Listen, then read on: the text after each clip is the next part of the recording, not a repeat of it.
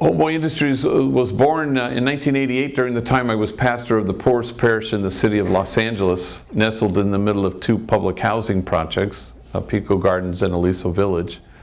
And together they comprised the largest grouping of public housing west of the Mississippi. We had 8 gangs in those 2 housing projects, which is unheard of. Usually you have 1, not 8. And half of them at war with the other half. Leading the LAPD to deem this area the place of the highest concentration of gang activity in the whole city was my parish. Little did I know. So I buried my first young person killed because of this sadness in 1988, and I buried my 174th about a month ago. Not all from that community, of course, but because I know a lot of gang members, I get asked to do this. So we started to do things as a parish. We had junior high age gang members who had been given the boot from their home school, and so they were wreaking havoc in the project, so we started our own junior high. And that brought gang members to the church, which sort of jostled the notion of what a church was, you know, hermetically sealed, good people in, bad people out.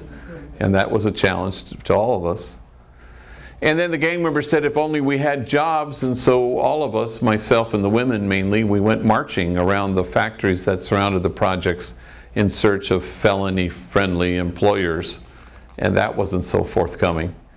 So we couldn't wait. You know, we started a project here and a project there and built a child care center and did graffiti removal, a lot of things, and then we started our first business in 1992, a Homeboy Bakery right across the street from the church, an old abandoned bakery.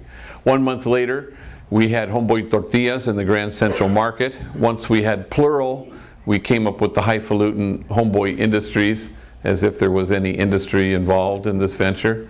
And then we were off and running. We were good to go. And now, go figure, we're the largest gang intervention program, reentry and rehab center in the US of A. We didn't set out to do that. We've just sort of backed our way into it. Not every business we tried was successful. You know, Homeboy Plumbing was not a huge success, as I recall. Who knew? People didn't want gang members in their homes. You know, that just, I did not see that coming. Sleep at the wheel.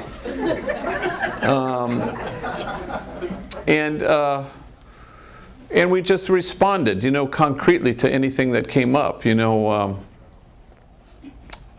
like tattoo removal. There's no place on the planet Earth that removes more tattoos than Homeboy Industries.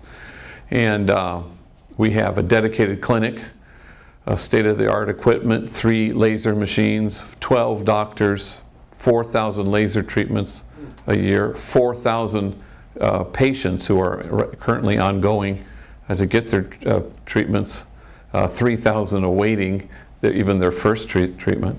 No place on the planet removes more tattoos, and it all began because of a guy named Frank who wandered out of Corcoran State Prison. I'm behind my desk, and he 2 days out of prison, and he's sitting there in front of me and tattooed on his forehead, and pardon my French, "Fuck the world," from here to here to here to here, like a billboard.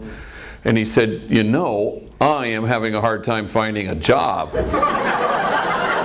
And I said, "Well, Frank, maybe we could put our heads together on this one, you know."